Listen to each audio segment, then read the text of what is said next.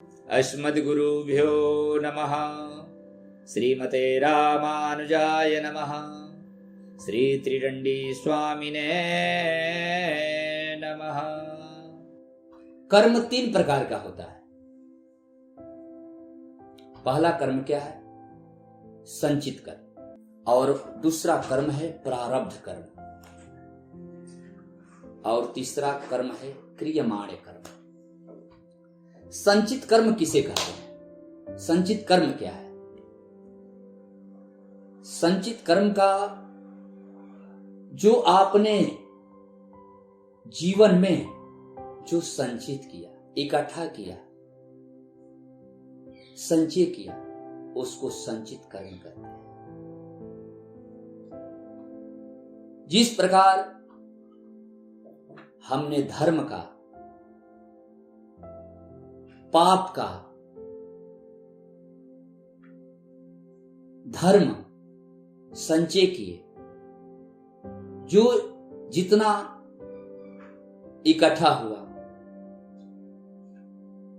उसको संचित कर्म कहते हैं। असंचित कर्म से, जिस प्रकार मैं बैंक में रुपया रखता हूं और रुपया रखकर इकट्ठा करता हूं कि जो भी कभी कार्य बड़ा इत्यादि होगा, विवाह इत्यादि, या कोई भी बड़ा काम करना होगा, तो उस बैंक से मैं कभी भी रुपया निकाल सकते हैं। उसी प्रकार जो संचित कर्म है, इकट्ठा करना, धर्म या द्रव्य या कोई भी वस्तु इकट्ठा करना, उसको संचित कर्म कहते हैं।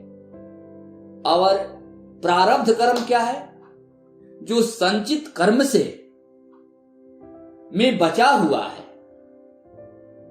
तो बहुत आप लोग सुने हो सज्जनों कि बहुत बड़ा मवाली है, बहुत बड़ा गुंडा है, बहुत बड़ा राक्षस है, लेकिन रोज दिनों पर दिन बढ़ता जा रहा है।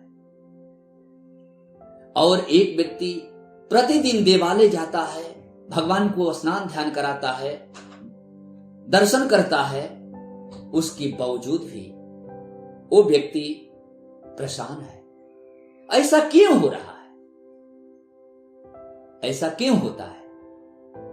सज्जनों, जो प्रारब्ध में, प्रारब्ध जो संचित कर्म में बचा हुआ है, वही प्रारब्ध में जो भगवान नारायण हमारे पहले जो संचित कर्म में सुंदर कर्म किया है, सुंदर धर्म किया है, सुंदर याचना किया है, जो बचा है उसको प्रारब्ध में दे देते हैं। और उसको कि और बढ़ो, उसका मनोबल बढ़ जाता है राक्षस का, कि हमने कुछ भी नहीं करता, उसके बाद भी हम जो चाहते हैं वो कर लेते हैं।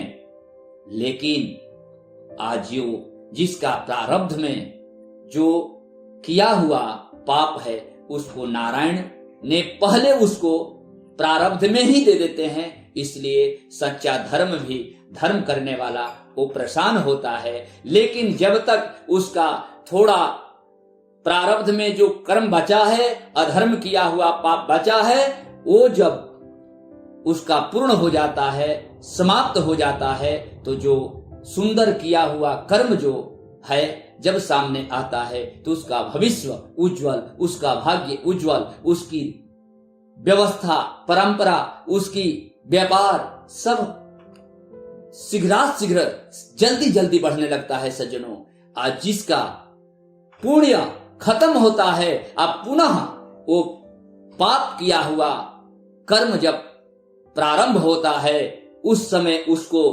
ऐसा स्थिति होता है कि उसको आकाश में उड़ने वाले व्यक्ति कब धरती पर धराशित हो जाता है, आप जान भी नहीं सकते हो। इसलिए उसका प्रारब्ध में सुंदर किया हुआ कर्म पहले भोग लेता है, इसलिए अच्छा कार्य करता है। अब पुनः वो पाप किया हुआ कर्म उसके पश्चात भोगता है, इसलिए वो हरासित हो जाता है। और जो सुंदर कर्म किया हुआ व्यक्ति बाद में पीछे भोगता है, इसलिए उसकी अच्छाई आजीवन रहती है, क्योंकि उस समय भी अच्छा कर्म किया है और आज भी अच्छा कर्म कर कर आज सुंदर कार्य किया। पुनः संचित कर्म, प्रारब्ध कर्म, प्रारब्ध कर्म के बाद हमने क्रियमाण कर्म।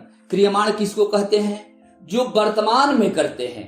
अभी भोजन, हे प्रभु आइए भोग लगाइए, हम अभी किसी को तुरंत तत्काल में दान दिया, इसको क्रियमाण कर्म कहते हैं। अभी किसी से हड़प लिया, इसको क्रियमाण कहते हैं। जो व्यक्ति को हमने वर्तमान में जिसको जो भी दान पुण्य धर्म सहयोग इत्यादि किया, उसको क्रियमाण कहते हैं। आप जिसको वर्तमान में ही कष्ट देते हैं, दुख देते हैं, सताते हैं या गलत कार्य करते हैं, तो उसको क्रियमाण कर्म कहते हैं। यही 3 कर्म है हमारा, संचित कर्म, प्रारब्ध कर्म और क्रियमाण कर्म। ये 3 कर्म है। तीनों कर्म का अलग अलग फल होता है।